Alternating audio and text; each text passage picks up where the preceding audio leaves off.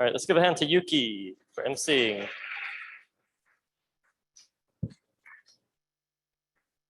All right, good morning, everybody. Thank you for being here. Yeah.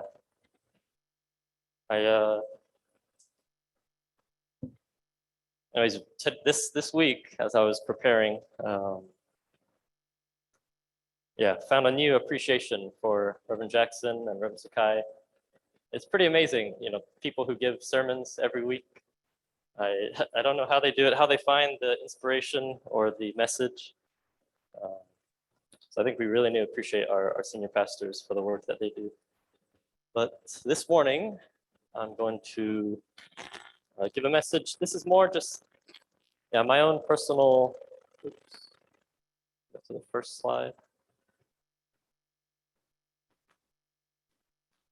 Go back a couple. One more. Okay. Yeah, this is my topic, the Comforter. This is kind of my own personal reflection and testimony, something I experienced recently. So I wanted to share. I hope it can be meaningful and helpful.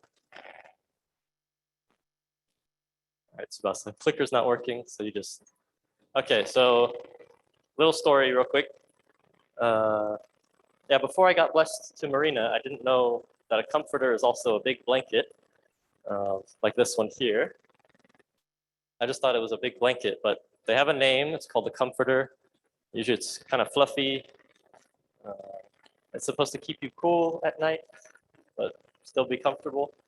That was one of the first things that we purchased when we got blessed. Was a nice big blanket comforter. But that's not what I'm going to talk about today. Today I'm going to share more on seeing our Heavenly Parent as a comforter.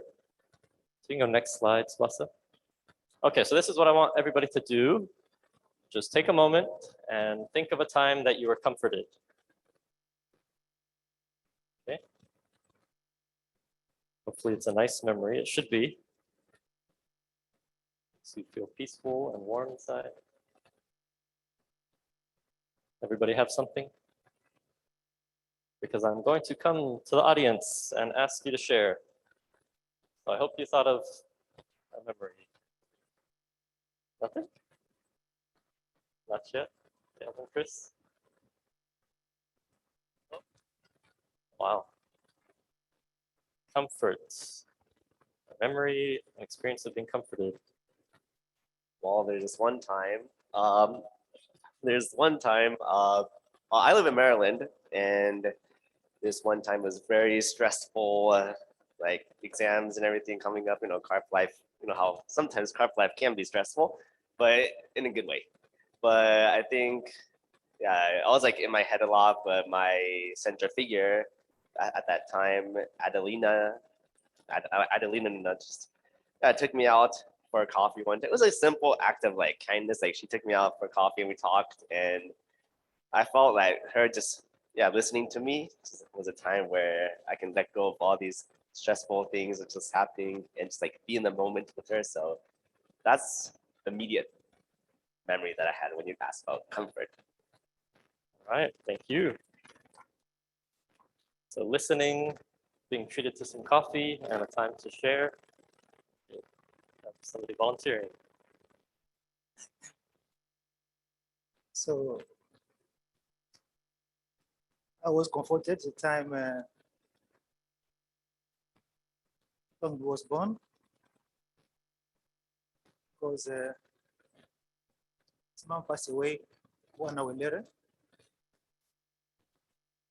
And around me, there were many members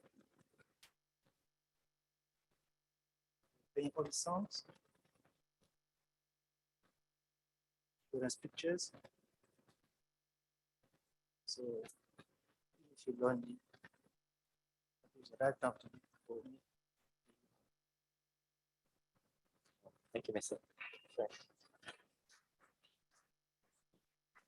So even in a time of loss, he had the support of brothers and sisters around him, support him. And when he felt comforted. Ugh. Well, petting my dog makes me feel comfort. All right, that's a good one. Petting your dog. Mommy. Coming back home after college and seeing like how the community is still embracing it and changing this. Thank you.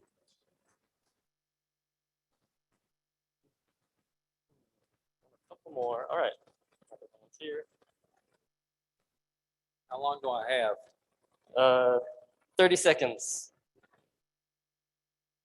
As I was leading a fundraising team in the mid 80s, we had just finished dinner at a Denny's in the top of the Rocky Mountains. And we were descending the mountain like 20,000 feet out of Leadville, Colorado. And the lights and electricity in the van started to dim. And finally, they went out. On one side was a 20,000 foot drop. On the other side was the side of the mountain. Right when that happened, a pickup truck full of 2 guys and 2 dogs pulled up behind us and started flashing their lights. And I motioned out the window with my arm that our electricity was gone. So they followed us down the mountain a few miles to a rest stop. And we pulled in there. And when you have no power steering in a van, it's kind of hard to steer. Anyway, we pulled in there. The rest of the team spent the night in the rest stop. And my Robert Picard and I rode with these 2 guys to Vail, Colorado, at the bottom of the mountain, which is a ski resort. And we spent the night in an abandoned ski resort. The next morning we got up and we took our bad alternator to a parts store and exchanged it for a new one or a rebuilt one. We hitched a ride back up to the rest stop. I had my tools with me that I saved from the Navy, socket set and so forth. And I replaced the alternator and the van started right up. All right. So when somebody was there in times of need, that was comfort. Thank you. All right. Thought of one? So a few weeks ago was my first time going fundraising because I'm going to one of the pilgrimage that's next month, or actually this month now. And one of my friends really helped me out with this, and even brought along another one of my friends. And even after that, got me some product from another one of my friends. So it was very comforting to see that there was so many people willing to help me out in the fundraising process. And I'm very thankful to Yuki, Yumi, and Janelle. Thank you. All right. When friends are there to lend a hand. Okay. Very interesting. Not what I was going for at all, but that's okay. I was hoping people would talk about memories of their parents, especially their mothers. But maybe our moms and dads, we need to do better, huh? Anyways, I thought of a memory of my mom. It was I think it was the first and only time that I pretended that I was sick so I didn't have to go to school. She was driving me to school and I just kept whining and whining. Mommy, I don't feel good. I don't feel good. I don't want to go, please. And I was very lucky. She let me stay home and I probably played video games all day and I was completely fine. But it's actually one of my most precious memories. My mother, even though maybe she knew I wasn't sick, right? but she had that kind of heart to comfort her child, right? To say it's okay, you don't need to go today. Uh, yes. I'm sure there's memories there. Okay, I'm sure you guys have memories of your parents comforting you. I hope. If not, that's okay. You know, even more proof that we need our heavenly parent, right? We need an example of a true father and mother. But this year, especially since my daughter was born, I've been trying and making more and more effort to connect to a heavenly mother. Right? We learned that it's not just our heavenly father, but we have this feminine aspect of God is there and it's alive, even though it's been hidden, even though we haven't really known about it. It makes sense that it's there. Sorry, you can go next slide, Sunny. All right, so we did that. Next one. Yes, I found this picture online. I really liked it. I thought it represented God's masculine aspect and God's feminine aspect together as one being, as our heavenly parent. You go next slide. So this is just paraphrasing, but this is what True Mother has been telling us recently.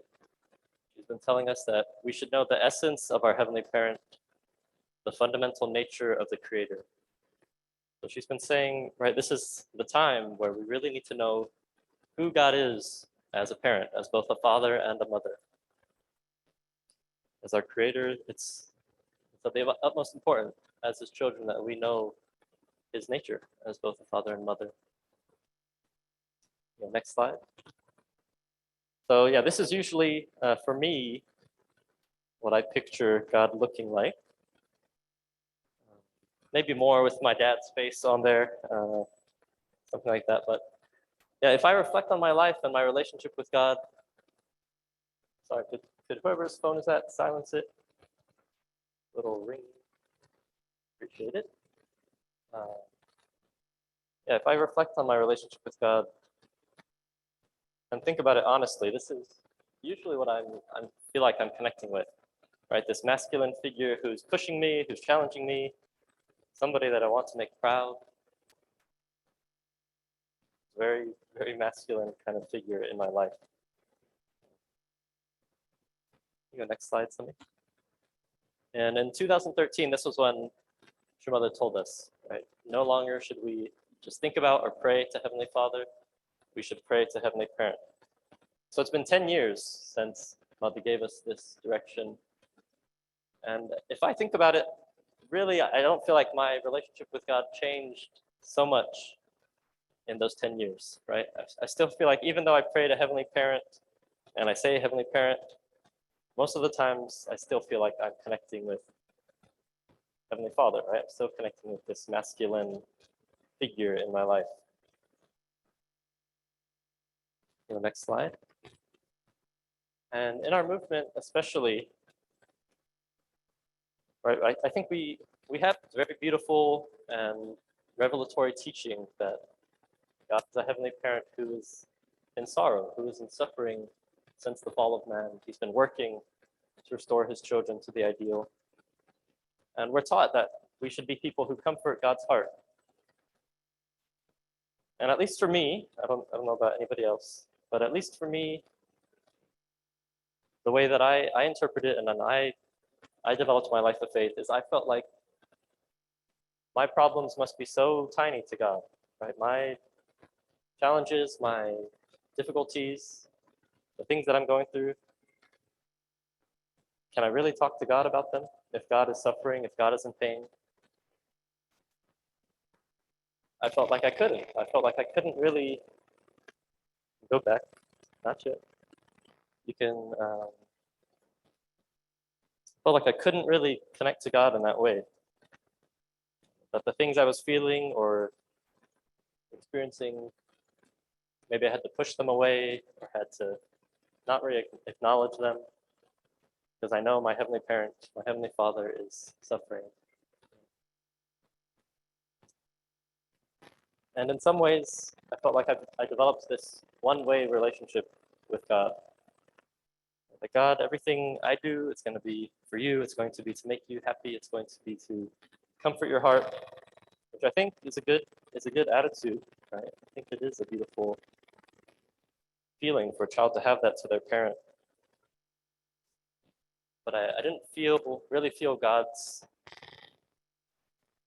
parental love, right? I felt like, okay, God, I know you love me in my head, but the way that I feel you love me is that you want me to grow, right? You're pushing me to grow. You're challenging me.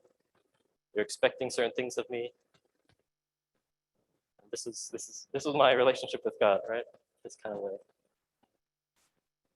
But I've also heard this teaching, I think especially in traditional Christian churches, they teach that God is someone who we can lay all of our problems down to, right? God is somebody we can lay all of our burdens to, all of our difficulties, our problems. We can literally give them to God because God is in control. God will take care of everything.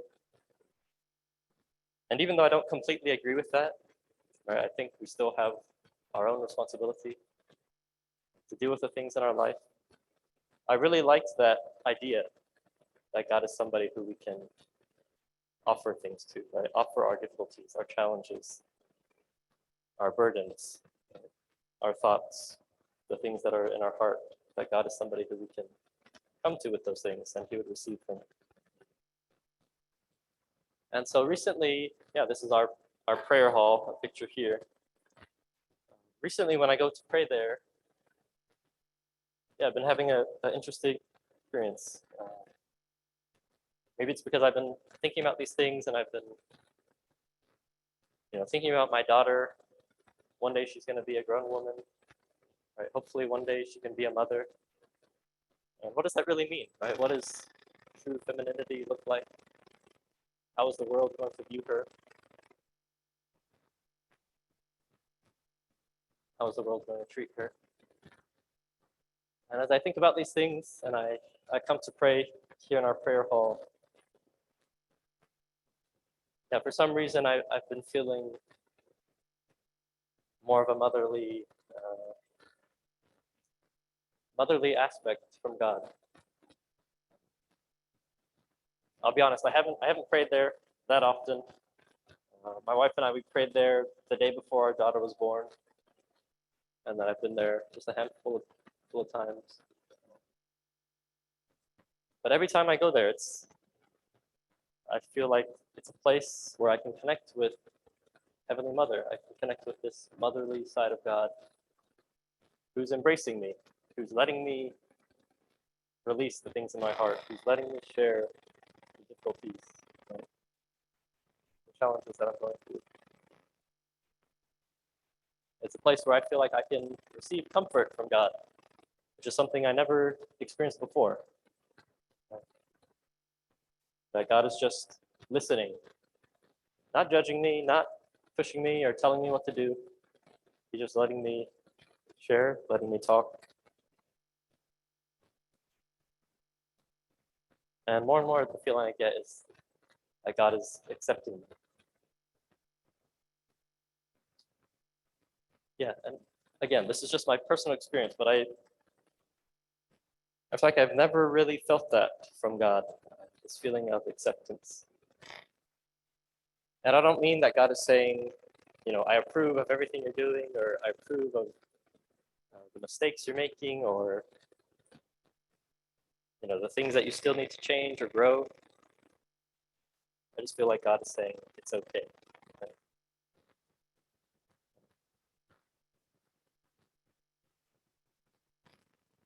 And it's a really, I think it's a really special feeling that's connected with this motherly heart of God, this heart of comfort, this heart of wanting to comfort their children. Right? I'm sure all the mothers here, even the fathers, when your children come to you, they need you, right? Especially when they were babies and you could make them stop crying. I'm sure that made you feel good. Right? When I can pick up my baby and put her to sleep, I feel really good. I feel like I'm doing my job. And I feel like our Heavenly Parent must have that same heart. right? Of course, they are experiencing difficulties and challenges. But I'm sure they would want to have that experience of comforting their children, that their children trust them, their children feel that connection with them, that they can share what's on their heart, on their mind,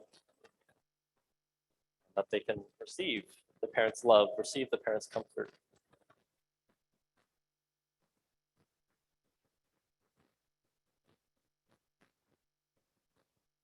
Yeah, and the really interesting thing to me about this feeling of acceptance is that actually it makes me want to change more than the feeling I had of being pushed, right, or of being forced or being challenged. Maybe you've experienced it, right? When you did something really, you punched your sister or your brother, um, and instead of your parents scolding you or getting mad at you, they kind of act like nothing happened, or um, they don't get mad at you for breaking that thing. Usually, in the end, maybe you feel guilty first, but I think most of all, you feel like, wow, my parents really love me. I want to do something nice for them, or I want to be better for them. And that's the feeling I've been getting as I feel this sense of acceptance from Heavenly Parent, especially this Heavenly Mother side. I feel actually, I want to do better. I want to grow more. I want to be a better man, a better husband, a better father. Not because God is telling me or pushing me or challenging me, but because God is listening and God is accepting me. So I really feel this is, the power of connecting to Heavenly Mother, connecting to God's feminine aspect. Right? Maybe I've been feeling more and more. Right? I think the way for me to be a true man is to really understand God's feminine aspect, right? To really understand what a true woman is like, what a true mother is like. Like actually that's the way that I can be a true man. Is if I can really connect to that understanding, really connect to that spirit. And I mean, obviously I think that's true for the women, right? Really to be true women, we need to connect to our Heavenly Mother, this heavenly aspect that our true mother is showing us, and our true mother is really the example of. That maybe through connecting with Heavenly Mother, I can be more understanding, or I can try to listen more rather than judging or telling people what to do. I can be more accepting rather than trying to change people the way that I think is best. Maybe I can encourage people more rather than criticizing. And I know I'm talking generally, right?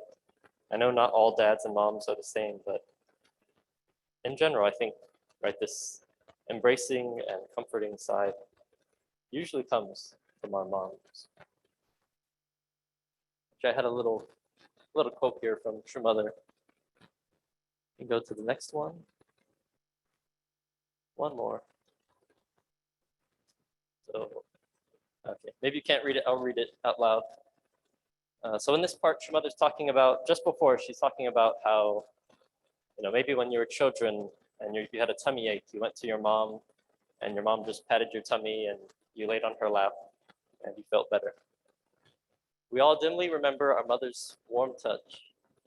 This is the very touch with which I long to embrace all of humankind as a mother of the universe and a mother of peace. As we know from our own experience, a mother hears her child's cry very clearly, and she has no thought but to quickly run to her child. This is because a mother's love is fully towards her children. A mother will walk through a fiery pit without hesitation to save her child. Yeah, I felt like mother really captured, right? This motherly side of God's heart that wants to run to their children when they're in need, that wants to be there for their children, wants to comfort them, that would go through anything to save their children. And I think my second concluding point is that, yeah, I really think this prayer hall we have is really a special place. If we think about it, this is when we had the inauguration, we learned that this was True Mother's gift to America. That's how it was described. By True Mother's gift to America, that we could connect to God's essence, we could connect to God's nature. This special place that's been blessed by our true parents. Here in Dallas, this place that was invested into a lot from our senior pastor. So I just want to encourage, you know, if you feel like you're carrying a burden, if you feel like you have things on your heart, if you feel like you can't release or you just need to share with God, I really want to encourage you to go pray there. Actually, I was thinking today we could all go pray together after service. It is still a lot of us. Try. Okay, so I'll close with prayer. We'll have an offering. And then right after service, why don't we all go and pray together? Just a short prayer. If you really don't want to, you don't need to. Don't worry about it. Does that sound okay? I thought it'd be nice. I know people go every day. I know people were there earlier today. But I thought it'd be nice if we prayed together as a community. Okay? So let's do that after service. And I'll just pray and close. Good afternoon, Heavenly Parent, our Heavenly Father, and Heavenly Mother. We just want to thank you. I want to thank you so much that we can be here, that we can be alive. You are the source of everything. You're the source of our life, the source of love that we experience every day. From brothers and sisters, from family members, from creation, from food, from our pets. You're the source of everything. You're the source of the ideals that we strive to live by, to live happy and fulfilling lives. Without you, our Heavenly Parent, truly there would be nothing. No life, no love, no ideals. I'm just so grateful that we have this life, that we have our true parents who are helping us to connect with you as our parent, as our father, and as our mother. We really want to develop that relationship. We really want to connect to you, not just as our father, not just as our parent who is pushing us and encouraging us, but also our parent who is comforting us, who is embracing us, who's wanting to stop our tears, who's wanting to console our hearts. We want to know you as that kind of parent as well. We just want to invite you, Heavenly Parent, to be here with us. We all gathered here this Sunday, be together as brothers and sisters, to connect with you and your heart, that you can feel welcome to be with us, that you can really feel that we love you and trust you, that we belong to you as your children. So thank you once again. I pray this in my name, Isaac and Marina. Bless your family. Amen. Jew. All right, thank you, everybody.